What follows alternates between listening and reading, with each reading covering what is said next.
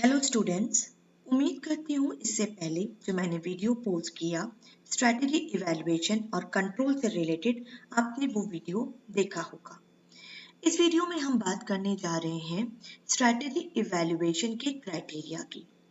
Criteria, these criteria are the standards in terms of which strategies are evaluated. Actually ये criteria ही base होते हैं जिसके आधार पे strategy का इवैल्यूएशन किया जाता है। और कोई भी ऑर्गेनाइजेशन जो है प्रॉपर क्राइटेरिया सेलेक्ट करने में दो तरह के क्राइटेरिया को ऑप्ट कर सकती है, क्वांटिटेटिव एंड क्वालिटेटिव। लेकिन क्राइटेरिया की ये जो चॉइस होती है कि किसी भी ऑर्गेनाइजेशन को कौन सा क्राइटेरिया अडॉप्ट करना है, ये बहुत कुछ डिपेंड करती है ऑर्गेनाइजेशन के साइज के ऊपर, इंडस्ट्री एंड मैनेजमेंट की फिलॉसफी। हर ऑर्गेनाइजेशन को जो मैनेजमेंट होता है या प्रिंसिपल्स होते हैं वो बहुत डिफरेंट होते हैं। एक ऑर्गेनाइजेशन का मैनेजमेंट हमेशा दूसरी ऑर्गेनाइजेशन से डिफरेंट होता है। सो डेफिनेटली वो जो क्राइटेरिया सेलेक्ट करेंगे वो क्राइटेरिया भी डिफरेंट होगा। Selecting the exact set of criteria depends on a particular organization's size, industry, strategy and management philosophy। जैसा कि हम अगर देखते हैं कि अगर कोई कंपनी मर्जर स्ट्रैटेजी ऑप्ट करती है तो उसका जो इवैल्यूएशन का क्राइटेरिया होगा वो डिफरेंट होगा, और जो कंपनी रिट्रेंचमेंट स्ट्रैटेजी ऑप्ट करती है उसका क्राइटेरिया जो होगा वो भी डिफरेंट होगा।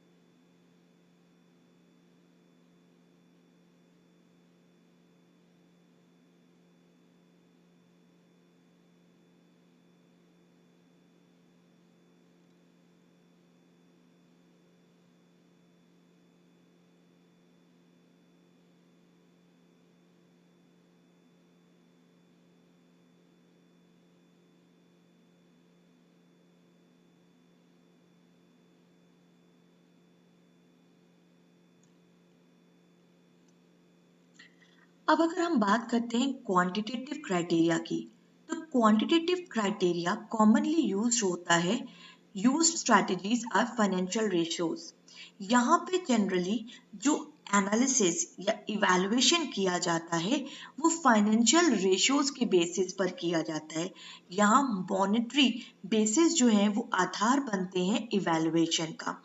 यहाँ सारी स्ट्रैटेजी को इवैल्यूएट करने के लिए कि उसका फॉर्मुलेशन और इम्प्लीमेंटेशन प्रॉपर हुआ है या नहीं हुआ और एग्जीक्यूशन प्रॉपर हुआ है या नहीं, उसको जज करने के लिए फाइनेंशियल पैरामीटर्स को बेस बनाया जाता है। और ऐसा इसलिए because they help to compare firms performance over different time period. ऐसा करके यानी फाइनेंशियल रेशियोज को हम बेस बना के क्वांटिटेटिव क्राइटेरिया को यूज कर कर कोई भी फर्म का कंपैरिजन किया जाता है डिफरेंट टाइम पीरियड के लिए। सपोज एक्स कंपनी की जो ग्रोथ रही या जो मार्केट शेयर रहा वो 2019 में कितना था, 2020 में कितना था, ये हम कंपैरिजन कर सकते हैं।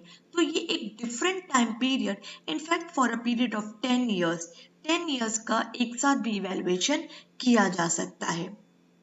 अगर फाइनेंशियल रेशियोज को बेस बनाया जाता है तो इससे it will help to compare firms performance to competitor.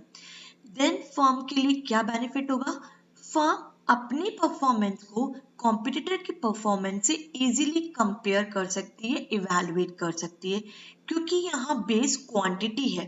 Quantity जो इन टर्म्स ऑफ प्रॉफिट हो सकती है, क्वांटिटी जो इन terms of value of share holder हो सकती है, क्वांटिटी जो इन terms of quantity in terms of other कोई भी पैरामीटर्स रेशियोज को कैलकुलेट कर कर या असेट्स का इवैल्यूएशन कर कर किसी को भी बेस बनाकर एक दूसरी फर्म के साथ कंपैरिजन किया जा सकता है।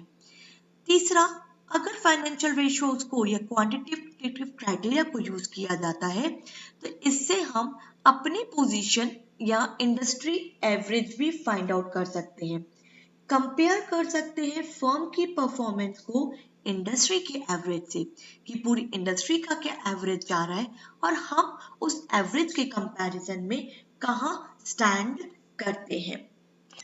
देखिए, as per the book of Rao Shiva Ramakrishna, यहाँ हम बात कर रहे हैं क्वांटिटेटिव क्राइटेरियाज की।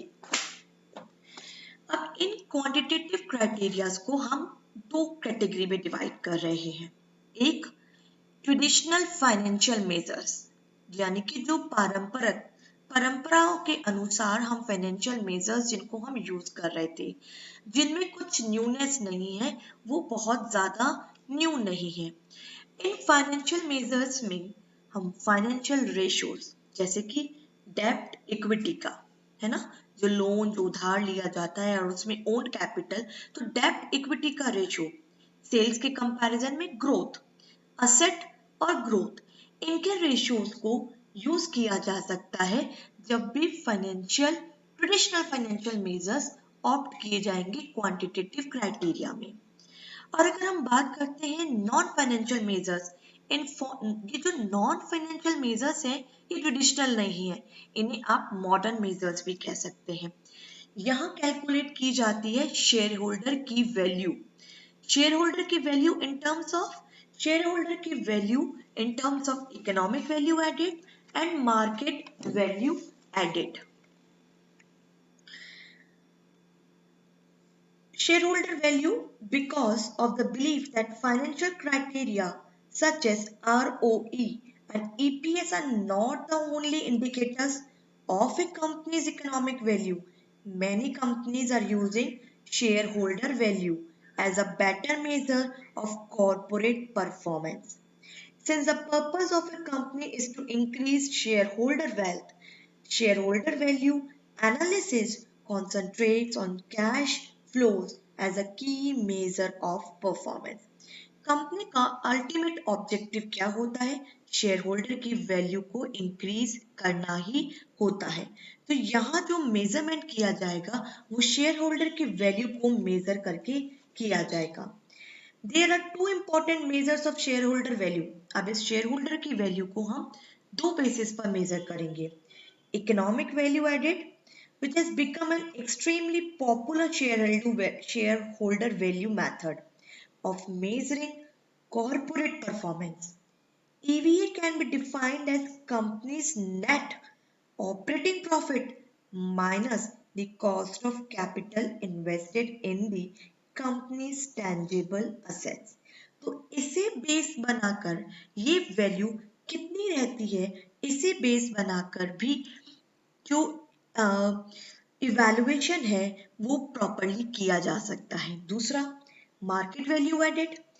Market value added is actually the difference between the market value of corporation and the capital contributed by shareholder and the lenders.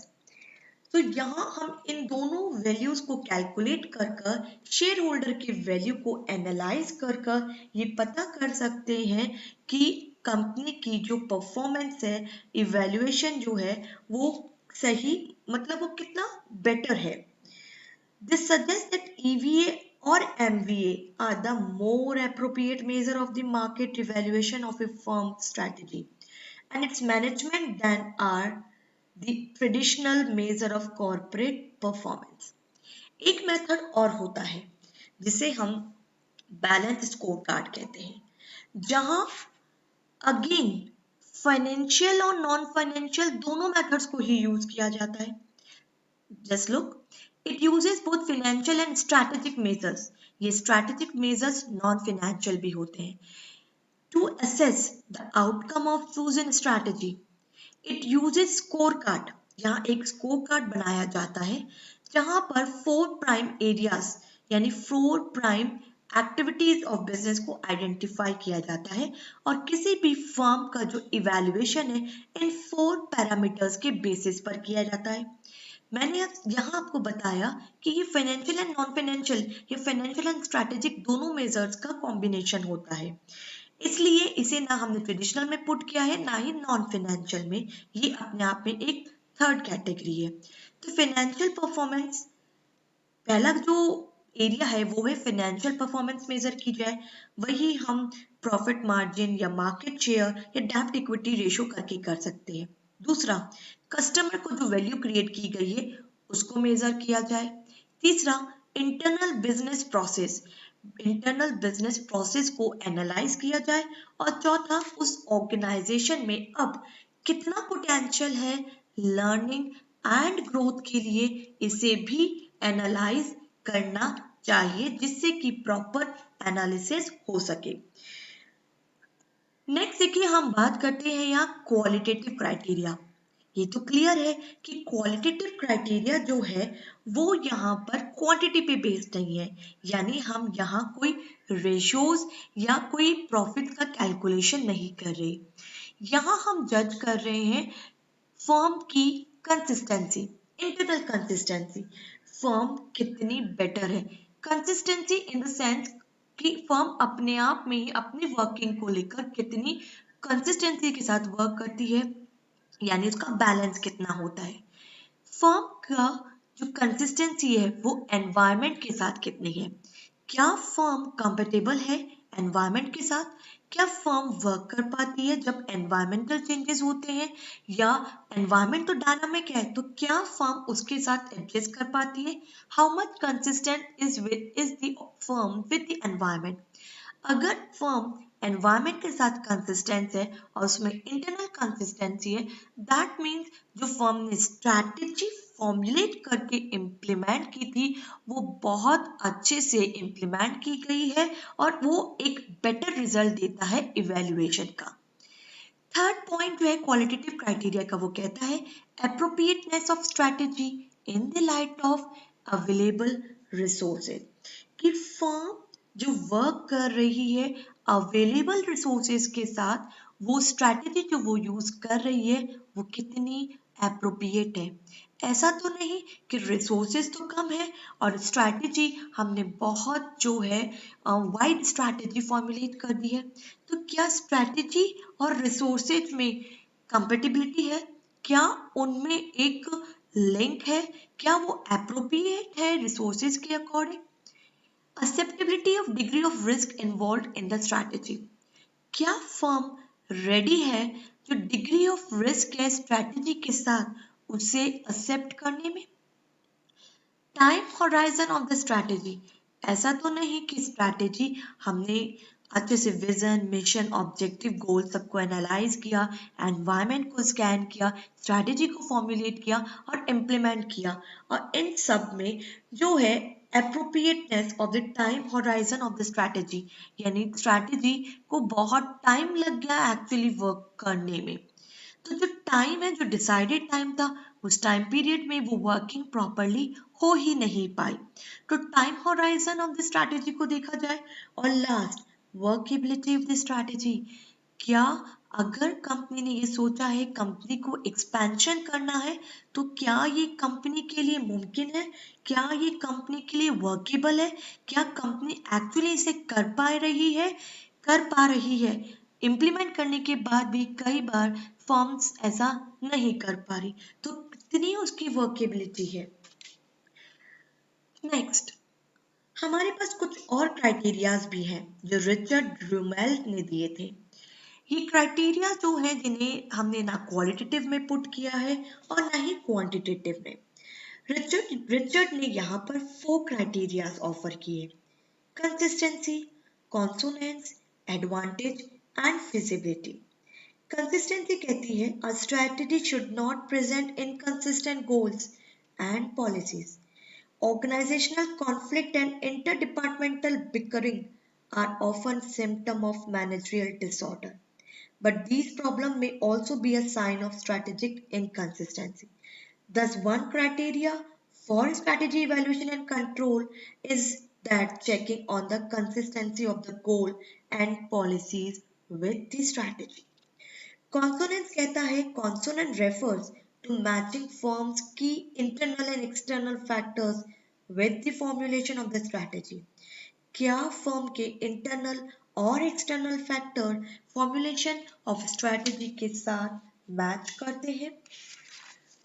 Third, advantage. Advantage कहता है a strategy must provide a competitive advantage. एक strategy को जब हम evaluate करते हैं तो उसके इवेलुएशन से जो रिजल्ट्स निकल कर आते हैं वो कहते हैं कि स्ट्रैटेजी ने कॉम्पिटिटिव एडवांटेज बिल्ड करने में हेल्प की है। तो अगर company firm strategic advantage build कर पा रही है, that means strategies are perfect. Competitive advantage are normally the result of supremacy in one of the three areas. Company इनमें से किसी एक एरिया में अच्छा परफॉर्म कर रही है, इसलिए company firm competitive advantage build कर पा रही है। रिसोर्सेज के एरिया में, स्किल्स के एरिया में या Positioning of one's resources can enhance their combined effectiveness. और ये पोजिशनिंग ही जो है वो एक combined effectiveness प्रोवाइड करती है। लास्ट रिबेल्ट ने कहा कि feasibility. The final test of strategy is its feasibility. जब हम उसे evaluate कर रहे हैं, can the strategy be implemented within the physical, human and financial resources of the enterprise? क्या हम एक्चुअली उसको फिजिबल है उसे इम्प्लीमेंट करना फिजिकल, ह्यूमन और फाइनेंशियल जो रिसोर्सेज है एंटरप्राइज के उनके साथ? तो ये जो 4 जो क्राइटेरियाज हैं ये प्लेस किए रुमेल्ट ने। तो यहाँ आप देखिए, हम एक बार पीछे वापस जाते हैं। हमने बात की स्ट्रैटेजिक मैनेजमेंट के इवैल्यूएशन के क्राइटेरिया, यानी किन पैरामीटर्स पे स्ट्रैटेजी को इवैल्यूएट किया जा सकता है कि वो ठीक है या नहीं। Quantitative, qualitative. क्वांटिटेटिव में अगेन फिनेंशियल और हमारे पास जिसमें हम फिनेंशियल एंड नॉन फिनेंशियल कहते हैं, साथ के साथ बैलेंस स्कोर कार्ड भी इंक्लूड किया है जो दोनों का कॉम्बिनेशन है। दूसरा क्वालिटेटिव क्राइटेरियाज है जहां हम कोई प्रॉफिटेबिलिटी या मार्केट शेयर को मेजर नहीं करें, rather than we are trying to evaluate the strategy on the basis of other parameters। और रिचर्ड रुबेल्ट के अकॉर्डिंग ये 4 क्राइटेरियाज हैं जो स्ट्रैटेजी के इवैल्यूएशन में बहुत सपोर्ट करते हैं। Thank you girls.